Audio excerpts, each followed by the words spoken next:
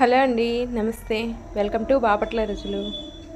ఈరోజు వీడియోలో పల్లి చిక్కీ ఎప్పుడు చేసినా కానీ ఫెయిల్ అవ్వకుండా పర్ఫెక్ట్గా రావాలంటే పాకము ఇలా పట్టి చూడండి. ఫెయిల్ అయ్యే ఛాన్స్ ఉండదండి, చాలా బాగా వస్తుంది. ఫస్ట్ టైం చేసే వాళ్ళకి కూడా ఫెయిల్ అవ్వకుండా సూపర్గా వస్తుంది. దీనికోసం నేను 1.5 కప్ వరకు పల్లీలు తీసుకుంటున్నాను. ఫ్లేము లో టు మీడియం ఫ్లేమ్లో పెట్టుకొని పల్లీలని 10 to 15 మినిట్స్ వరకు లోపల పప్పు అంతా బాగా వేగే వరకు ఫ్రై చేసుకోవాలి.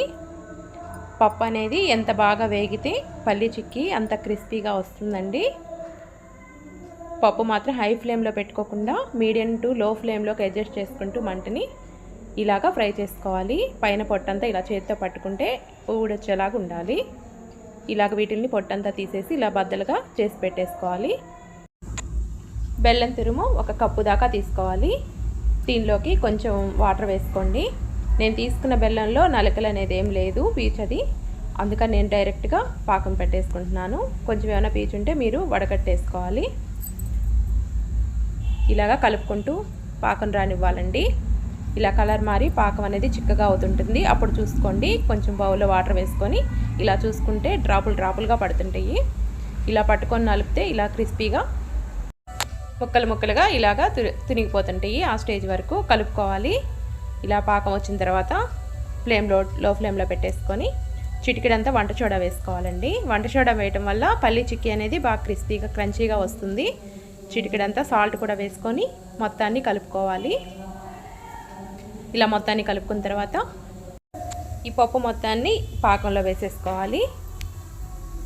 ఇలా మొత్తాన్ని వేసుకున్న తర్వాత పాకం అంతా పప్పుకు బాగా పట్టేలాగా ఇలా బాగా మొత్తాన్ని కలుపుకోవాలి. ఇలా 1 నిమిషం పాటు బాగా కలుపుకోవాలి. మొత్తం కలిసిన తర్వాత ఒక ప్లేట్కి నెయ్యి అప్లై చేసేసుకొని ఈ పాకం మొత్తాన్ని ఆ ప్లేట్ మీద వేసుకొని ఇలాగా స్ప్రెడ్ చేసుకోవాలి మొత్తం ఈవెన్గా. ఇలాగా చపాతీ కర్ర ఉంటే ఆ కర్రతోటి ఇలాగా ఈవెన్గా స్ప్రెడ్ చేసుకోండి.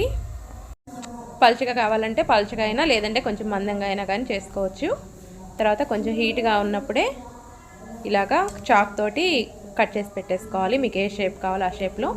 చల్లారిపోయిన తర్వాత ఇలాగా చిక్కీలాగా తీసుకొని 8 డబ్బాలో స్టోర్ చేసుకుంటే 10 to 15 డేస్ వరకు నిల్వ ఉంటాయి. ఒకసారి ట్రై చేయండి. Thank you.